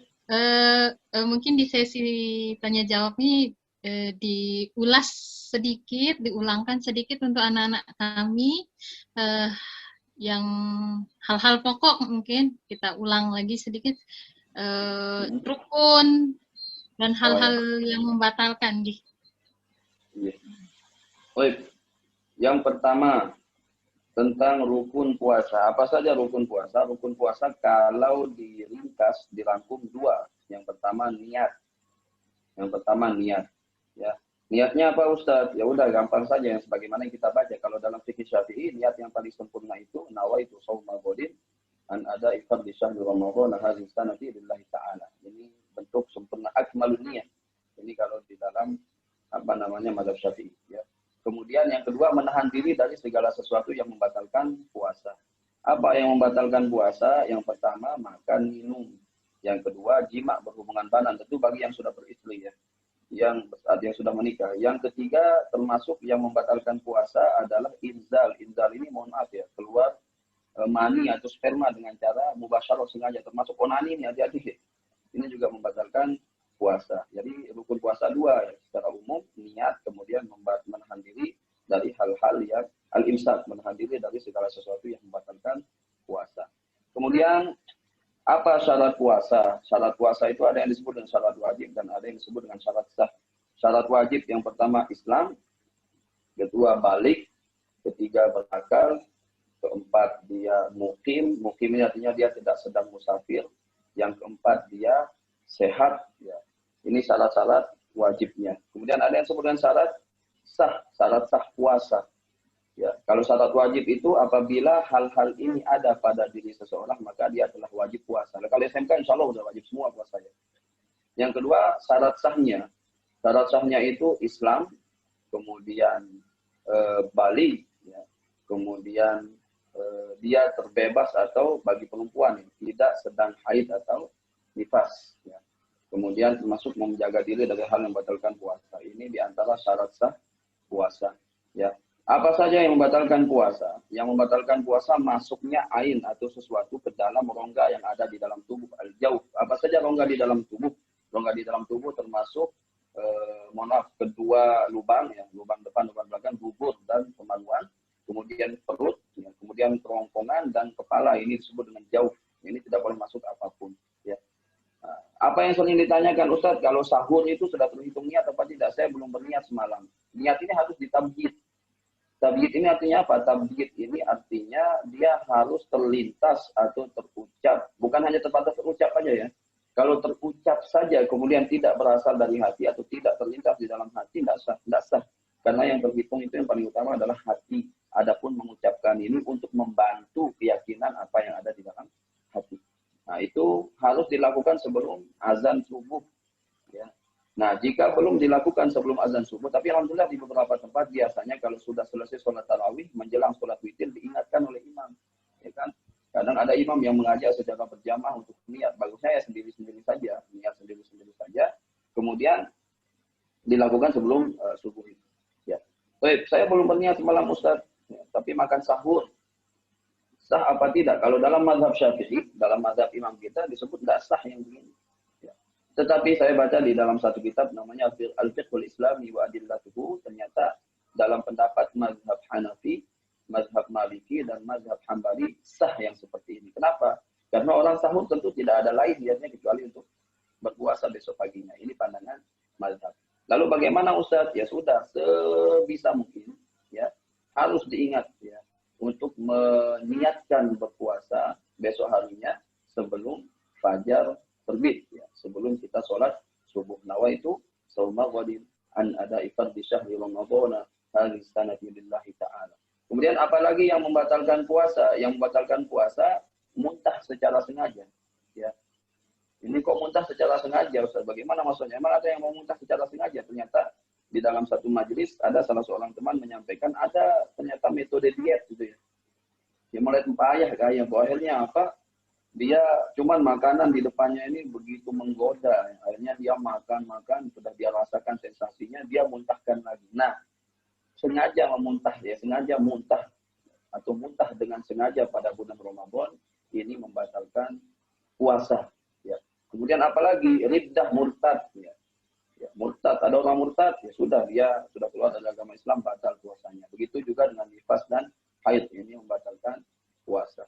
Nah, inilah hal-hal yang bisa membatalkan puasa. Ustaz, mengecap makanan membatalkan puasa apa tidak? Tidak sampai membatalkan puasa, tapi sebisa mungkin dihindari. Ya, sebisa mungkin dihindari, tapi tidak sampai membatalkan puasa. Asalkan tidak ditelan. Ya, ada asalkan jangan ditelan begitu. Ini kadang ngecap makanan, semangkok, sincap kan batal puasa jadi. Ya, jangan seperti itu. Ya.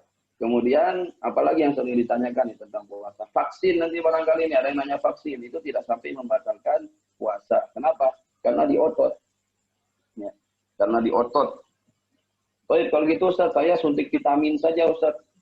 Kan tidak membatalkan puasa lewat otot. Batal. Kenapa? Bukan walaupun lewat otot, tapi kan yang dikonsumsi itu sesuatu yang membuat dia kuat. Ya. Dan yang membuat dia tidak lapar misalnya. Dan ini bertentangan dengan tujuan dari puasa. Puasa itu yang menahan lapar. Ya. Jadi tergantung juga dari apa yang masuk ke dalam tubuh. Jika itu vaksin yang kaitannya dengan kekebalan tubuh, bukan untuk menguatkan dirinya berpuasa, maka itu tidak batal. Ya. Kemudian berumur Ustaz, persik kentok, ini kan sering batal, sering apa namanya, sering ditanya menggunakan cotton bud itu. Ya. Dihindari. Karena kalau bisa, jadi kan telinga kita ada batasannya. Sebagian memberikan batasan sampai kelingking ini batasan luar. Ini namanya batasan luar. Nah, kalau sudah lewat dari batasan kelingking ini, artinya ada sesuatu yang masuk ke dalam rongga yang ada di otak kita ini. Ya. Rongga. Nah, ini membatalkan puasa. Ya. Lalu bagaimana saja? Udah nanti malam aja bersihkan telinganya. Gitu. Karena angin terbang sih melihat. Ya. Tidak usah dibersihkan pada siang hari. Nanti saja biar aman. Gitu. Ya. Itu apa namanya? Biar aman puasa kita. Ya. Apalagi yang sudah ditanyakan. Nah, ini kurang lebih ya, tentang rukun, syarat, dan sunnah-sunnah. Ya. Apa sunnah-sunnah puasa? Yang pertama, ta'jilul fitr. Ta'jilul fitr ini menyegerakan berbuka puasa. Ya, menyegerakan berbuka puasa. Tetapi begini, Rasul Shallallahu Alaihi Wasallam di dalam hadis Imam Baihaqi disebutkan bahwa Rasul Shallallahu Alaihi Wasallam ketika pola puasa lah, membatalkan puasanya ketika berbuka puasa ya. Ketika berbuka puasa, beliau hanya mengkonsumsi 3 butir kurma dan minum segelas air. Ya. Lalu kemudian beliau sholat maghrib. Nah, ini yang sering kita lakukan kan. Cuman kadang kita polakan puasa doang kalah dahsyat sama makan besar gitu ya. Badan sekedar berbuka saja mangkoknya, apa mangkok? Kolaknya 3 mangkok ya. Esnya 2 gelas, kopinya setengah gelas. Ya. Itu baru berbukanya itu, takjilnya belum makan besarnya lagi ya, pelecing kangkung, pelecing kosong, pelecing terong, 4 ketunuk, 4 kesedut. Banyak sekali makanannya ya. Takjilul fitr. Nah, ini kadang mohon maaf saya mumpung saya ingat ya. Kadang kalau kita coba lihat ya, diri kita, ya beberapa waktu yang ada 1 atau 2 tahun yang kan, 1 tahun kan pandemi kita tidak sholat di sebagian masjid, sebagian kita tidak sholat di masjid. Ketika sholat tarawih, Masya Allah ya, bukan Masya Allah, itu innalillah atau subhanallah katanya. Ketika Bilal atau Hadi mulai mengumumkan akan sholat tarawih, sholat itu sunnah tarawih, rakaat ini rahimakumullah, beja gelangan tak sengantok dia, ya Allah selaput ngawam semasjid, mantuk sekali. Tetapi ketika Hadi mengumumkan as-sholatu sunnatul witri, ya witir pelan ngantuk. Kenapa kita tidak coba menganalisa, bertanya mengapa kok ngantuk begitu akan sholat tarawih? Karena jawabannya simpel, apa terlalu kenyang ketika berbuka puasa, itu jawabannya. Ya, tak terlalu pesuh ketika berbuka puasa. Ini untuk ibu-ibu guru yang dirahmati Allah Subhanahu Wa Taala dan bapak-bapak guru. Nanti kalau menyiapkan berbuka puasa ya secukupnya. Ya. Karena kita kalau mau jujur, coba kalau mau jujur saja, terkadang makanan berbuka puasa kita itu banyak yang tersisa dan terbuang percuma. Kenapa? Angen terdoang kan. Ya. Maka siapkan secukupnya saja, makan secukupnya sehingga kita kuat untuk melaksanakan sholat tarawih nggak cepat ngantuk.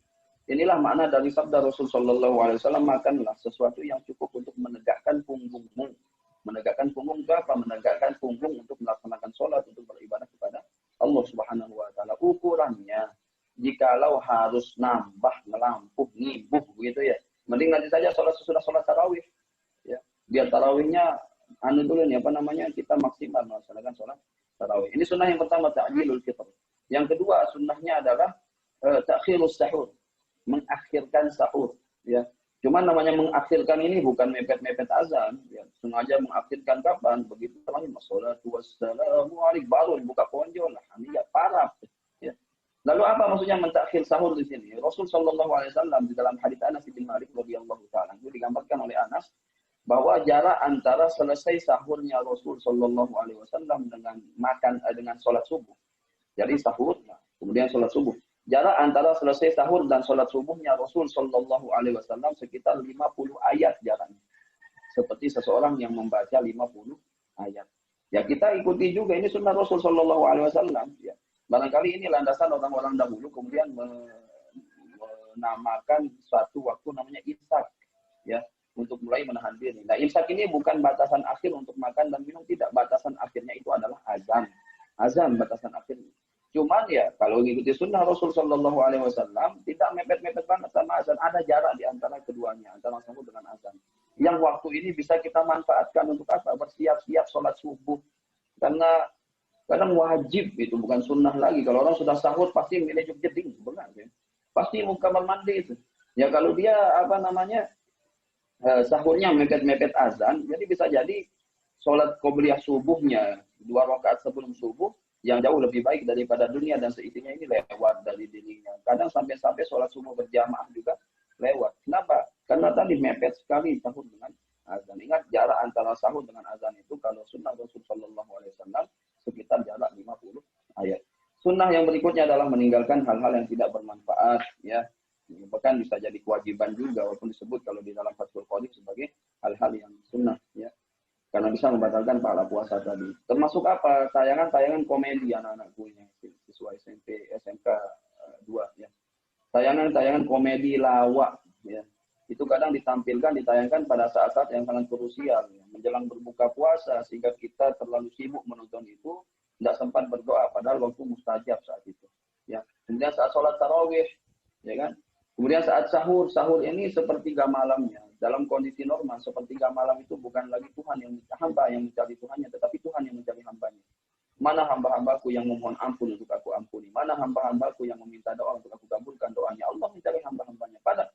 Kapan? Pada sepertiga malam terakhir. Jika ini terjadi pada kondisi normal di luar bulan Ramadan, apalagi pada bulan Ramadan. Ini sampaikan kepada orang tua. Ya. Jadi sahur itu bukan hanya tentang meriap atau makannya saja, tetapi juga tentang mempersiapkan diri, menambah ibadah kita, baik itu untuk qiyam, baik itu untuk istighfar, baik itu untuk berdoa. Termasuk untuk ibu-ibu kita, ya bukan hanya bangun meriap saja, tetapi sempatkan sebelum itu sholat atau tilawah, bermunajat kepada Allah, baru meriap, kemudian selesainya itu sekitar 50 ayat sebelum subuh, dimanfaatkan untuk bersiap-siap sholat subuh. Demikian barangkali ya kaitannya dengan rukun, syarat dan sunnah-sunnah puasa. Terima kasih. Ya, itu tadi mungkin ada audiens yang akan bertanya pada narasumber. Kalau tidak ada, kita bisa akhiri ya kegiatan kita ini. Kita berharap agar puasa tahun ini akan lebih baik dari tahun yang sebelumnya. Ya. Bu Anjung, Pak Kin. Bu Anjung. Sebentar saya buka mic-nya.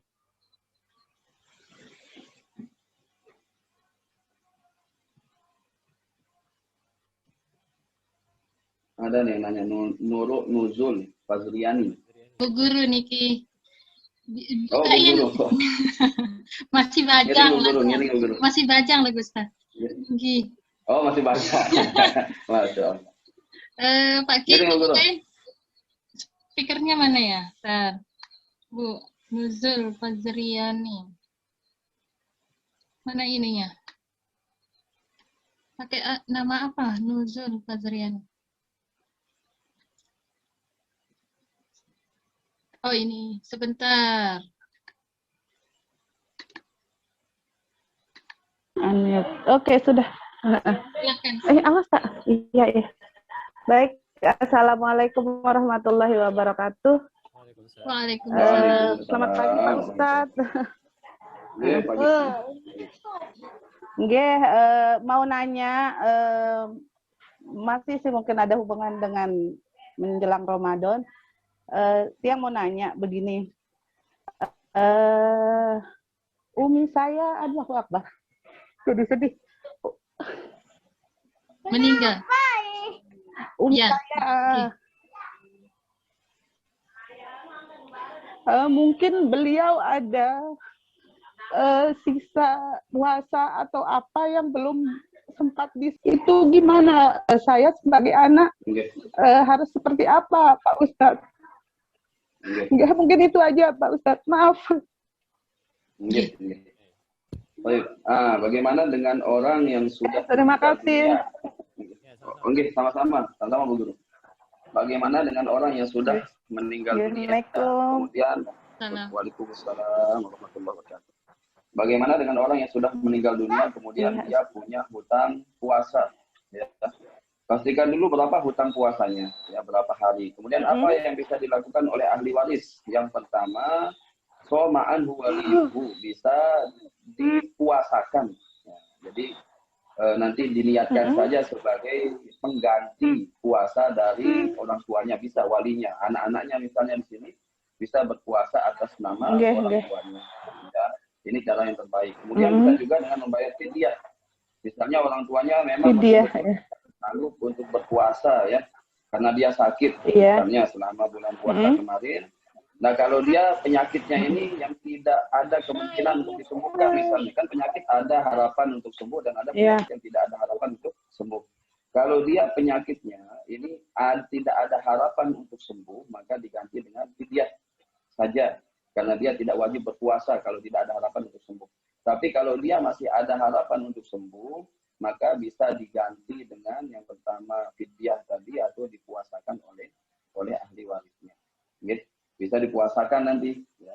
Fidyah, kalau fidyah berapa Ustadz takarannya? Memang ulama beda pendapat di sini. Gitu. Kalau yang tiang baca dari salah satu pakar mazhab Syafi'i yang masih hidup namanya Dr. Labib Najib, beliau menyebutkan bahwa fidyah nikah takaran kurang sekilo, sekitar 600 gram. 600 bukan sekitar lagi, memang beliau katakan 0,600 gram. Ya, 600 kilogram, sorry. 0,600 kilogram. Berarti ini sampai sekilo. Kilo jadi hitungan, ibu-ibu doang paling paham. 0,600 kilogram. Ya. Nah, coba ada salah seorang ulama, namanya Syekh Muhammad bin Shalih Al-Utsaimin alaihi rahmatullah. Beliau mengatakan bisa saja fidyah itu untuk satu hari, 0,600 kilogram. Jadi kalau misalnya dia meninggalkan puasa 10 hari, maka nanti dikeluarkan sebanyak 6 kilo. Okay? Nah, dikeluarkan kepada satu orang miskin saja boleh, atau dibagikan, misalnya dibagi 10 juga boleh.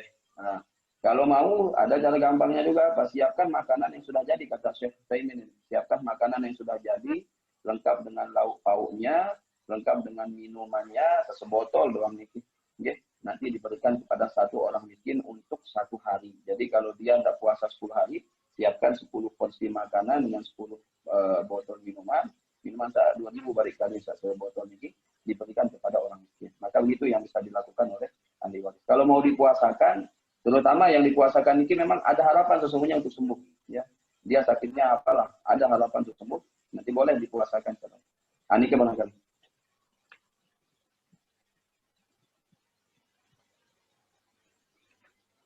Ya, itu Bu Anjung.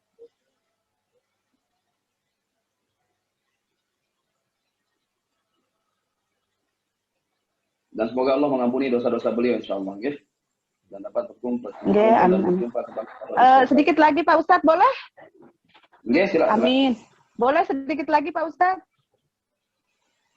Nggih. Sedikit lagi Pak Ustadz, boleh? Ya, silakan. Boleh. Ya. Apakah sama dengan sholat yang oleh almarhum umi saya tinggalkan? Apakah saya juga sebagai ahli warisnya mengganti atau seperti apa? Baik, adapun untuk sholat, ada memang sebagian, nah itu yang sebagian ini tapi dia belum tahu di mana. Ada yang pernah dengar dia diganti dengan fidyah katanya, ya. Cuman wallahu a'lam bishawab, niki tentu tergantung dari apa yang kita yakini. Gitu. Adapun yang yakini bahwa kalau sholat niki tidak perlu diganti oleh ahli waris, disolatkan misalnya atas nama orang tua, enggak, ya. Dan tidak perlu juga diganti dengan fidyah. Kenapa? Karena kalau sholat ini masing-masing menanggung, ya masing-masing menanggung. Kalau memang dia misalnya betul-betul tidak sadar diri sampai mohon maaf koma misalnya, yang seperti ini menurut sebagian ulama tidak wajib sholat. Kenapa? Karena ya akalnya sedang tidak bersama dirinya kalau kita katakan seperti itu. Jadi sholat kalau dalam napi yang yakini dan napi yang pelajari tidak digantikan oleh ahli warisnya dan tidak juga dibayarkan fidyah. Walaupun sebagian ulama mengkias, istilahnya mengkias antara puasa dengan sholat, tetapi menurut sebagian lagi tidak ketemu dia namanya kiasnya. Jadi intinya kalau puasa bisa dipuasakan atau dibayarkan fidyah, kalau sholat tidak dibayarkan fidyah, tidak juga digantikan menurut napi yang pelajari. Kalau ada yang berpendapat kemudian perlu bertanya kepada Tuan Guru dan mengarahkan untuk berfidyah, ya bisa saja karena barangkali itu yang beliau yakini. Wallahu a'lam bishawab. Ya, begitu, Anjung.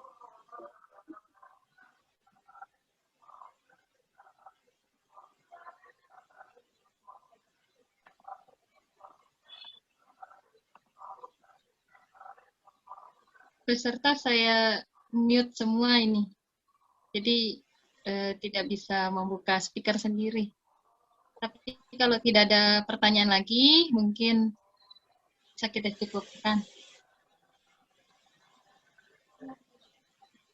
Ya, kalau memang sudah tidak ada pertanyaan lagi, sekali lagi Pak Guru ingatkan agar peserta nanti mengisi absensi ya, yang tadi sudah di-share sama Bu Nur, itu diisi biar kita ada dokumentasi juga ya.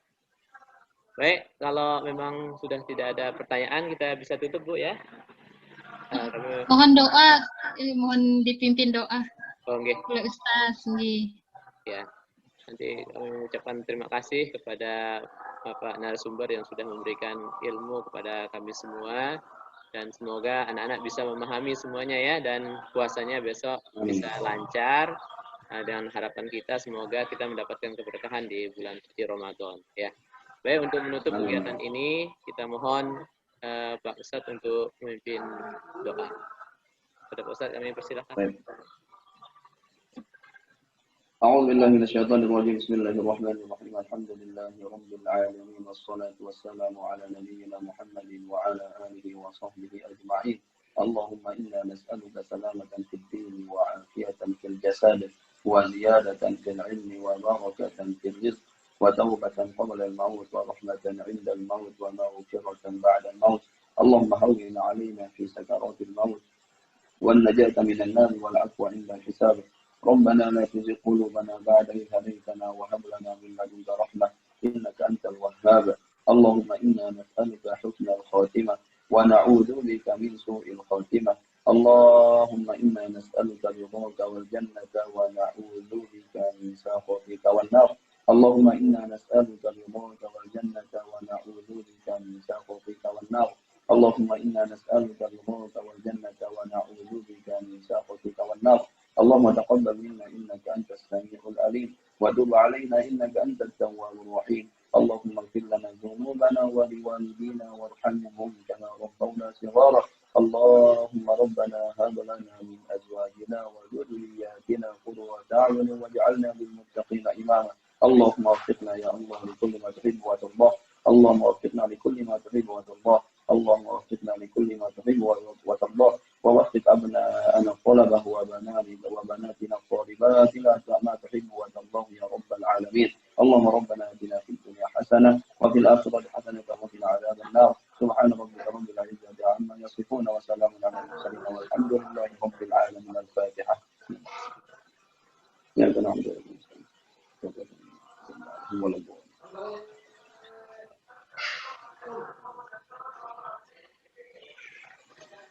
Ya, dengan berakhirnya doa tadi maka berakhir pula kegiatan kita pada pagi hari ini. Kami ucapkan terima kasih kepada narasumber beserta semua peserta yang sudah berpartisipasi untuk menyukseskan kegiatan ini. Semoga tahun-tahun yang akan datang atau mungkin nanti di bulan suci Ramadan ada kegiatan seperti ini lagi, agar kita akan isi kegiatan di bulan suci ini dengan kegiatan yang positif. Mungkin ini saja Bu, anak-anak dan semuanya. Demikian, billahi taufiq wal hidayah. Wassalamualaikum warahmatullahi wabarakatuh. Waalaikumsalam warahmatullahi wabarakatuh. Jazakallah khairan kasir untuk Ustaz yang telah memberikan ilmu kepada kita pada pagi hari ini.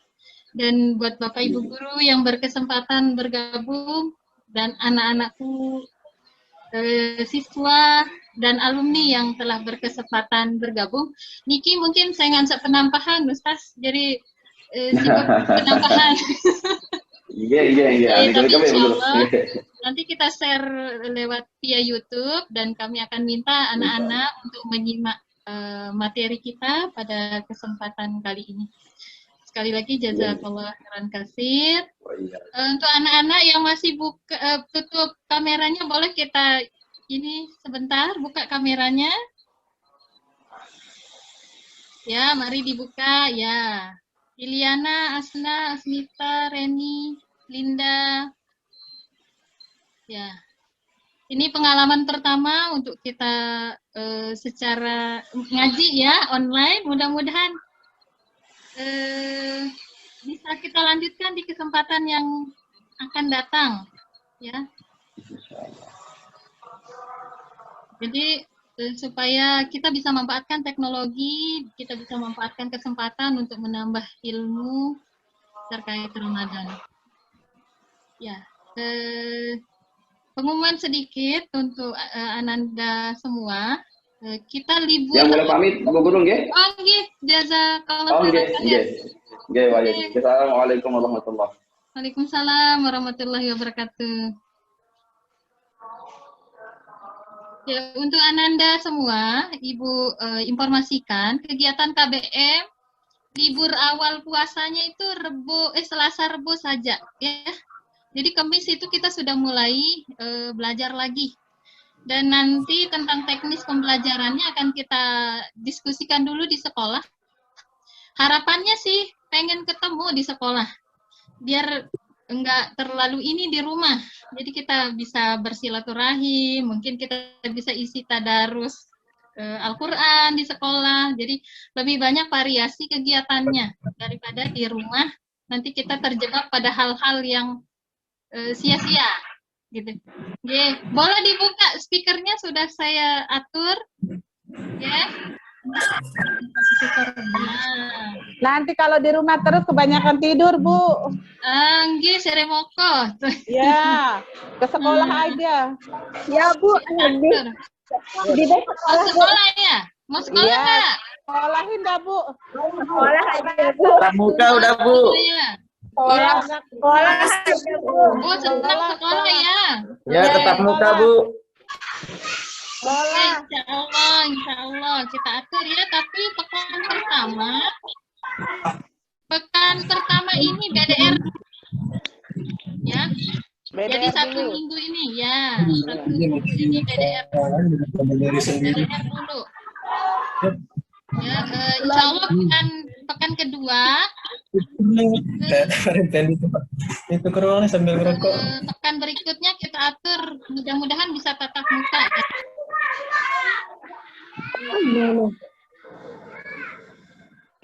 Hari Kamis sudah jadi masuk, Bu. Ada pertanyaan nggak? Bu. Nggak ada, Bu.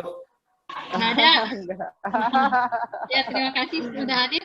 Jadi nanti kita upayakan, ya kita bertekad ya sama-sama. Mudah-mudahan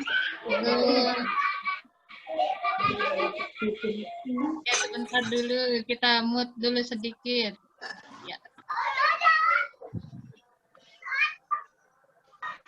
Ya.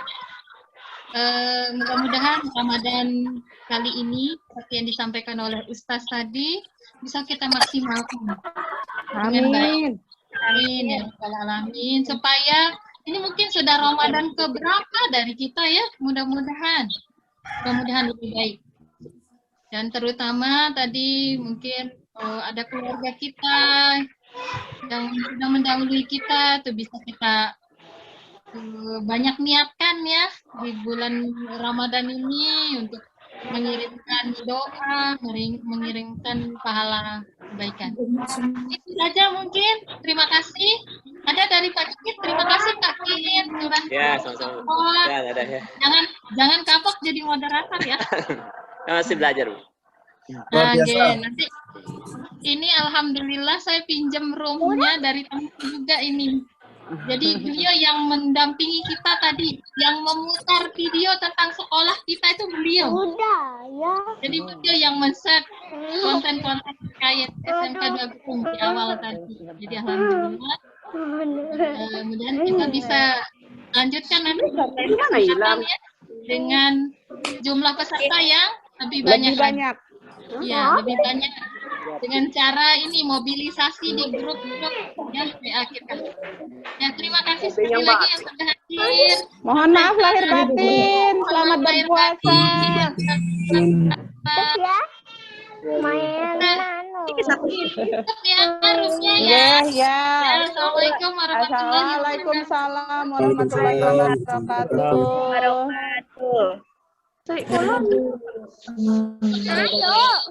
Udah. Boleh keluar, Bu.